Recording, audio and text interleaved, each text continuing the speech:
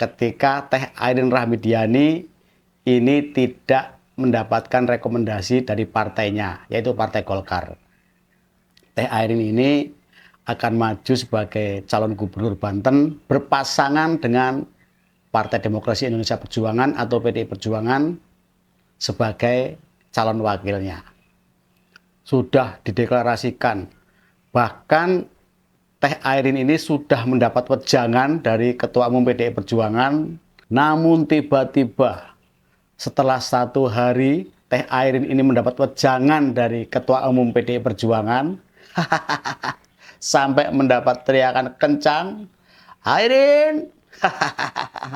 Ketua Umum Partai Golkar tiba-tiba memberikan rekomendasi dan merestui Teh Airin maju sebagai calon gubernur Banten. Padahal sebelumnya ya, Ketua Umum Partai Golkar ini sudah menyatakan bahwa tidak akan mendukung Teh Airin.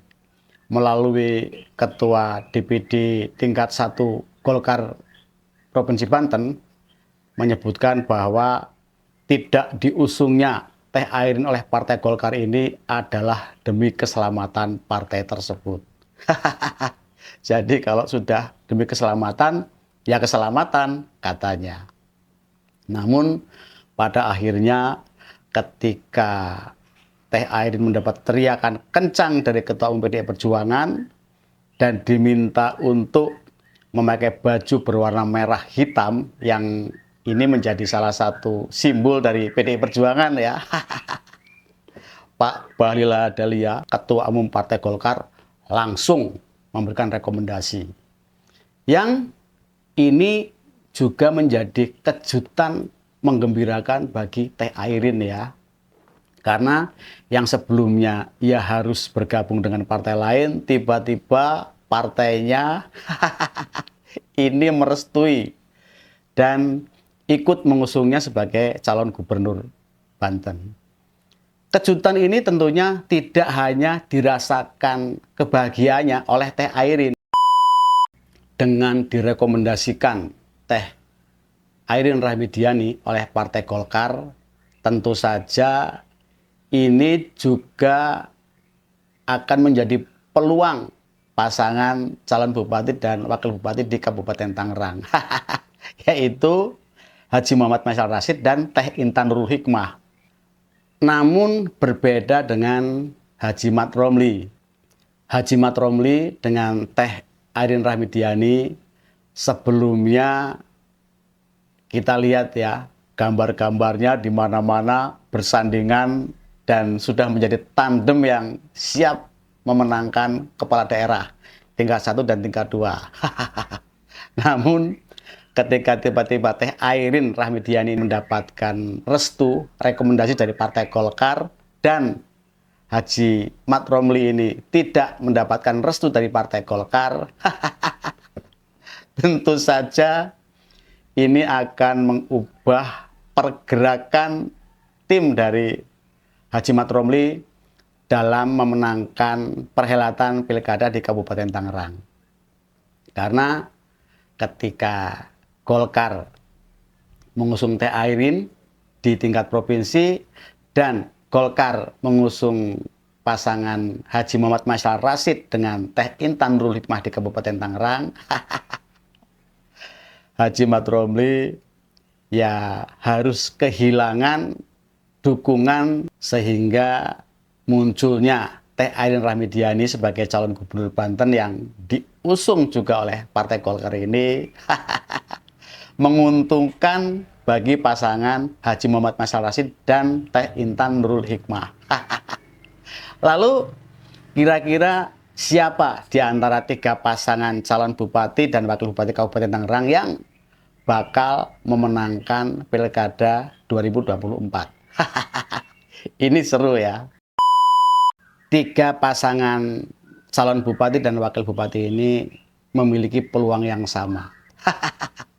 Kalau menurut kalian siapa ya? Apabila pasangan independen ini bisa mengungguli suara lebih dari 50% dari 2 rivalnya, 2 pasang rivalnya itu, sudah pasti secara otomatis pasangan ini akan menjadi pemenang. Tetapi jika tidak mampu melampaui 50% atau di atas 50% suara dibandingkan dengan dua pasang rivalnya, wassalam, berat untuk menang di Pilkada Kabupaten Tangerang. Lalu bagaimana dengan pasangan Haji Mat Romli dengan Haji Irfansyah? Pasangan ini potensi menangnya juga ada ya. Kalau pasangan ini bisa merebut suara lebih dari 50% dibandingkan dengan dua rivalnya, sudah pasti pasangan ini akan menang dan dilantik sebagai Bupati dan Wakil Bupati Kabupaten Tangerang. Seneng ya terpilih jadi Bupati dan Wakil Bupati. Tetapi kalau tidak mampu mengungguli pasangan Haji Muhammad Masyar Rashid dan Teh Intan Nurul Hikmah, pada baik sama saja ya, nggak akan menang pada Pilkada 2024 ini.